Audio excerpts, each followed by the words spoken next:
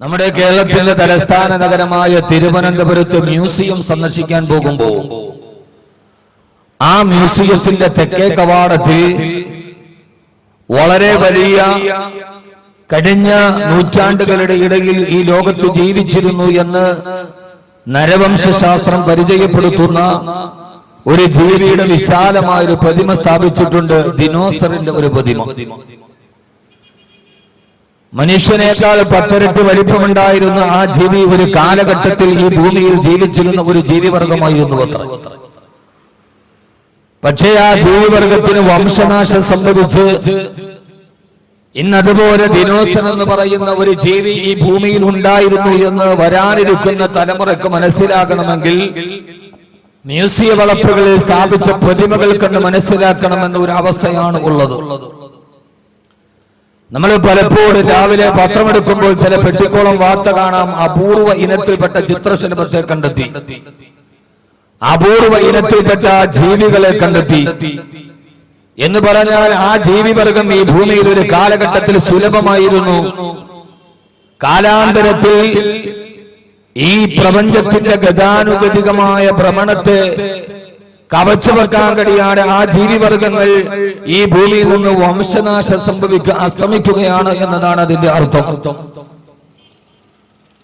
ഞാനിത് പറയാൻ കാരണം ലോകത്ത് ഏതാണ്ട് 8 കോടിയോളം വരുന്ന ജീവജാലങ്ങൾ പണ്ടുകാലം മുതലേ ഉണ്ടായിരുന്നു എന്നാണ് കണക്ക്.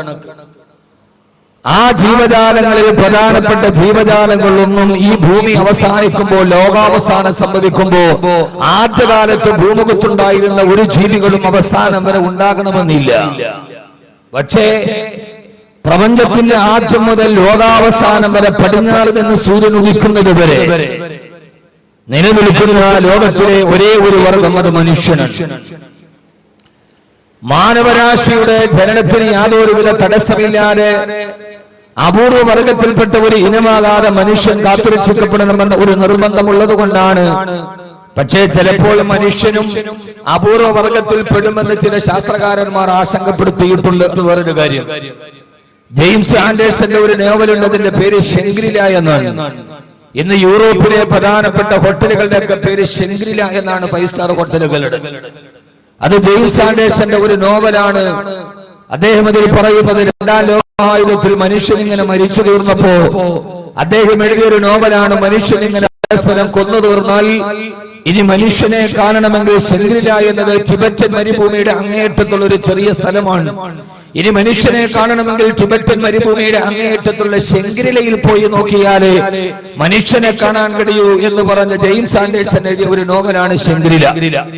മനുഷ്യവർഗവും ഈ ഭൂമിയിൽ നിന്ന് ഇങ്ങനെയാണെങ്കിൽ അപ്രത്യക്ഷമാകുമെന്ന് ആശങ്കപ്പെടുത്തുന്ന ആളുകളേറെയുണ്ട്. എങ്കിലും അല്ലാഹു സുബ്ഹാനഹു വ തആല, അള്ളാഹുവിന്റെ ഏറ്റവും പ്രധാനപ്പെട്ട പ്രതിനിധിയായി അള്ളാഹു തെരഞ്ഞെടുത്ത മനുഷ്യൻ യഥാർത്ഥത്തിൽ എന്തുകൊണ്ടാണ് ഈ ദിനോസർ അടക്കമുള്ള അപൂർവ ചിത്രശലഭങ്ങളൊക്കെ വംശനാശം സംഭവിച്ചു പോയത് എന്ന് നാം അതിന്റെ കാരണം അന്വേഷിച്ചു പോയാൽ അതിന് മർമ്മപ്രധാനമായ കാരണം കാലാവസ്ഥയുടെ പ്രതികൂലതയായിരുന്നില്ല.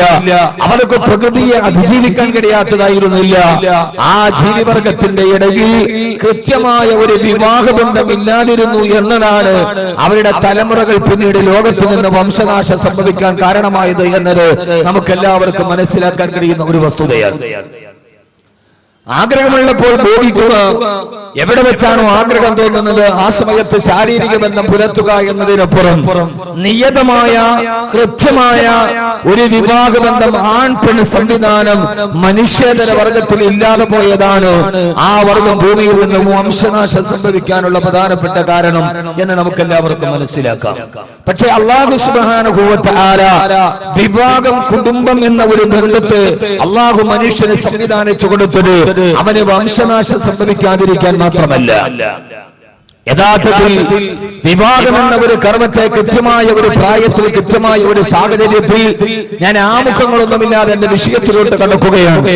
കാരണം ഈ വിഷയത്തിന് വളരെയേറെ പ്രസക്തിയുള്ള ഒരു സാഹചര്യത്തിലാണ് നാം ജീവിച്ചിരിക്കുക.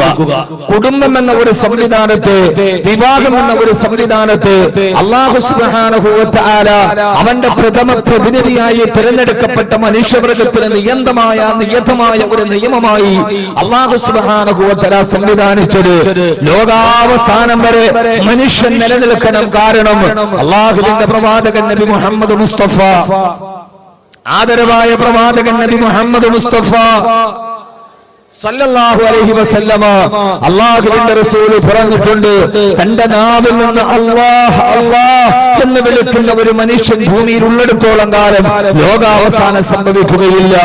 ഈ പ്രപഞ്ചത്തിന്റെ അവസാനം ഉണ്ടാകണമെങ്കിൽ, ഈ പ്രപഞ്ചം നിലനിൽക്കണമെങ്കിൽ അല്ലാഹ് എന്ന് വിളിക്കുന്ന ഒരു മനുഷ്യൻ അവസാന കാലം വരെ ഉണ്ടാകണമെന്നുള്ളത് അല്ലാഹുവിന്റെ തീരുമാനമാണ് എന്ന് മാത്രമല്ല, അല്ലാഹു സുബ്ഹാനഹു വ തആല വിവാഹത്തിലൂടെ കുടുംബബന്ധത്തെ അല്ലാഹു കുട്ടിയിണക്കിയത് ജീവിതത്തിന്റെ ഏതോ ഒരറ്റത്ത് ഏകനായി താമസിച്ച ഒരു പുരുഷൻ, ഏകനായി താമസിച്ച ഒരു പെണ്ണ്, അവർ രണ്ടുപേരും വിവാഹത്തിലൂടെ ഒരുമിച്ച് കൂടുക, ആ വിവാഹത്തിലൂടെ അവർക്ക് മക്കളുണ്ടാവുക, അവരുടെ തലമുറകളിലൂടെ ആദം നബി അലൈഹിസ്സലാത്തു വസ്സലാമിന്റെ തലമുറ ലോകാവസാനം വരെ നിലനിൽക്കണമെന്ന് അല്ലാഹു തീരുമാനിച്ചത് ഞാൻ നിങ്ങളോട് ഓർമ്മിപ്പിക്കുകയാണ്.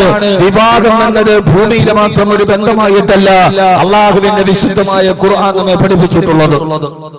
ഒരാൾ മരിച്ചാൽ, ഭാര്യ മരിച്ചാൽ ജീവിതം അവസാനിച്ചു, ഭർത്താവ് മരിച്ചാൽ ജീവിതം അവസാനിച്ചു, ഇനി അതോടെ കുടുംബബന്ധം അവസാനിച്ചു എന്ന് കരുതുന്ന മിഥ്യാധാരണയെ ലോകത്തിന്റെ മുമ്പിൽ തിരുത്തി കൊടുക്കുവാനാണ് അള്ളാഹുവിന്റെ ഖുർആൻ വളരെ ശ്രമിച്ചത് എന്ന് ഖുർആനിന്റെ ആയത്തുകളിലൂടെ നമുക്ക് മനസ്സിലാക്കാം. ഞാനൊന്ന് ചോദിക്കട്ടെ, യഥാർത്ഥത്തിൽ നമ്മളൊക്കെ ഒന്ന് ചിന്തിച്ചു നോക്കുമ്പോ ജീവിതത്തിന്റെ ഏതോ ഒരു രണ്ടറ്റത്തിൽ കിടന്ന് വിവാഹം നടക്കുന്ന ഒരു ആഡിറ്റോറിയത്തിന്റെ മുറ്റത്താണ് ഈ പ്രസംഗം നടക്കുന്നത്. അതൊരു ആകസ്മികതയാണ് എന്ന് എനിക്ക് തോന്നുന്നു. വിഷയം ഏതാ കൊടുത്തെന്ന് എനിക്ക് തന്നെ അറിയില്ലായിരുന്നു. ഇന്നൊരു വൈകുന്നേരമായപ്പോ ഞാൻ കാസിമിയെ വിളിച്ചു, ഏതാ വിഷയം കൊടുത്തിരിക്കുന്ന അറിയില്ല. അപ്പോഴാണ് അദ്ദേഹം വന്ന് ചോദിച്ച് നോക്കിയിട്ട് പറയാം. പിന്നെ എന്നോട് പറഞ്ഞു സ്വർഗത്തിലെ കുടുംബമെന്ന്. ഇവിടെ വന്നപ്പോഴാണ് അറിഞ്ഞത് ഒത്തിരി കുടുംബങ്ങൾ ചെറുക്കപ്പെടുകയും ഒത്തിരി കുടുംബങ്ങൾ തകർക്കപ്പെടുകയും ചെയ്ത ഒരു സംവിധാനത്തിന്റെ മുമ്പിലാണ് ഞാനിത് പറയാൻ പോകുന്നത്. കേവലം ഇതൊരു ആകസ്മികതയാണോ, കേവലം ഇതൊരു യാദൃച്ഛികതയാണോ എന്നെനിക്ക് നിർണ്ണയിക്കാൻ കഴിയുന്നില്ല. ഏതായാലും ഈ പറയുന്ന കാര്യം കുറച്ചുകൂടി മനസ്സിലാവാൻ ഇതിന്റെ സാഹചര്യങ്ങൾ കൂടി നമുക്ക് ഗുണകരമാകുമെന്നത് വളരെയേറെ സന്തോഷമുള്ളതാണ്. അള്ളാഹു നമുക്ക് മനസ്സിലാക്കാനുള്ള ബോധം നൽകി അനുഗ്രഹിക്കുമാറാകട്ടെ. ആമീൻ പറ മനുഷ്യന്മാരെ.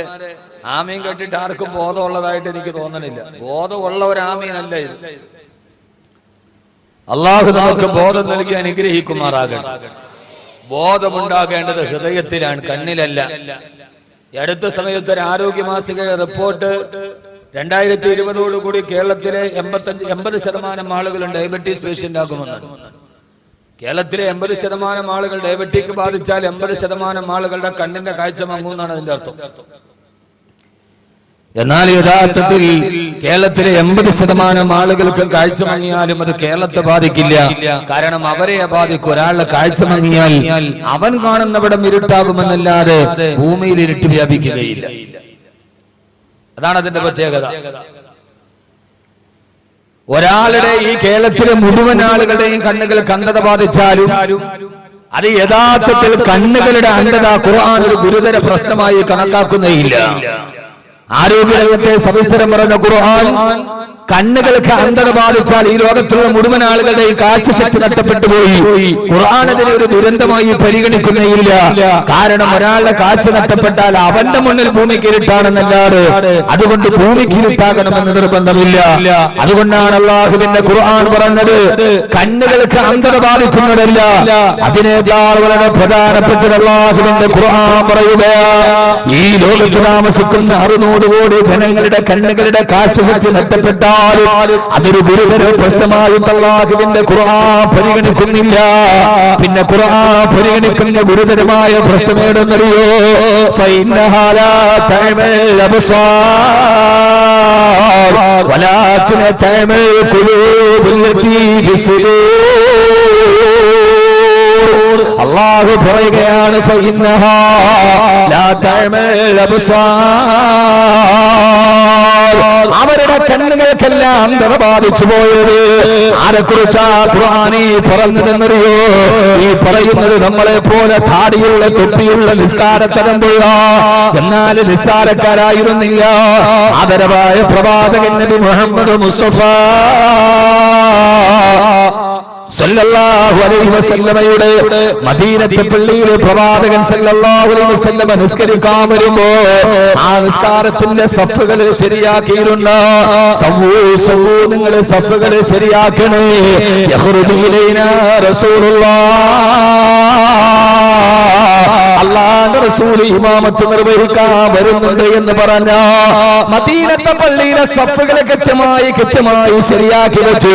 ഹബീബായ നബി തങ്ങൾ ഇമാമത്തിന് വരുമ്പോ ആ വരവ് വിളിച്ചറിയിച്ചിരുന്ന താടിയുള്ള തലപ്പാവുള്ള നിസ്കാരത്തലമുള്ള ഒരു വലിയ അടയാളമുള്ള മനുഷ്യരെ കുറിച്ച് അല്ലാഹു പറയുന്നത് അവരാരെന്നറിയോ? അവര് സ്വർഗത്തിലാണെന്നല്ല, അവര് നരകത്തിന്റെ അടിത്തട്ടിലേക്ക് നടന്നു പോകാനുള്ളവരാ.